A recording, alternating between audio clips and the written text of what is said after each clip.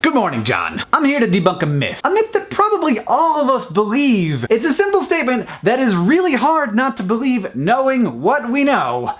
The internet brings out the worst in people. I mean, you see in the comments, we all know that the anonymity of the internet allows the deep evil inside of every human, except for me, of course, to spew forth in a fountain of vomitous hate. I see it even on our content. On our sex episode of Crash Course Psychology, there were comments, thumbed up comments nonetheless, talking about how homosexuality is a disease. And yeah, there are two hosts on SciShow Space. One of them is male and one of them is female. I would like you to guess which one has constant comments about their appearance every time they're in a video. Just go ahead and guess. But you and your friends, you aren't hate mongers. So it must be other people. Those people at the grocery store who seem very nice, but then when they get home, they go on the internet and they shrug off the clothes of their cultural burden and they put on their costume and they become internet turd. But I want to make a hypothesis here that allows me to feel better about the state of the internet and the state of humanity. I'm thinking anonymity doesn't bring out the worst in people. It just brings out the worst people. Imagine, if you will, a D-bag. This person goes on the internet and he says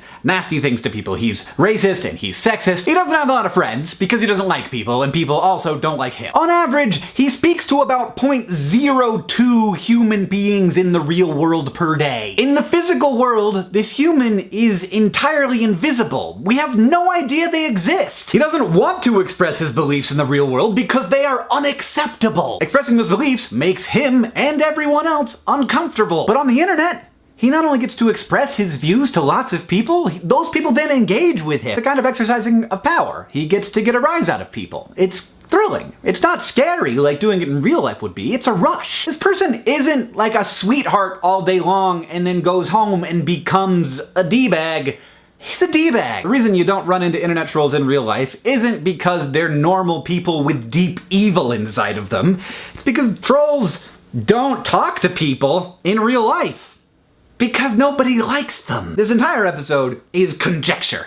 I've got no research to back this up, but it would be fairly easy research to do because I think internet trolls would be super excited about filling out surveys that graduate students in psychology gave them because they probably love to talk about themselves. Because they're probably narcissists. And honestly, I think understanding this and understanding those people is really important because I think the narrative of the hateful internet negatively affects the culture of the internet. People hear and believe that comments are a nasty place. They are certainly a much more nasty place than we tend to interact with in the real world. The result is that fewer and fewer normal, not trolly people interact in those spaces, and they get worse and worse. While at the same time, we prove over and over again that the internet can actually be a place where lots of really cool and great things happen. But if we all think that the internet is less great than it is, it will become less great because we think that. And my even greater worry is that people will look at the comments of a YouTube video and say, look, a third of these people, at least, are just terrible. They're bad people. And then by extension, those people will assume that a third of all people are terrible and that all social spaces are hostile and antagonistic, which is very not the case. What we're looking at down in the comments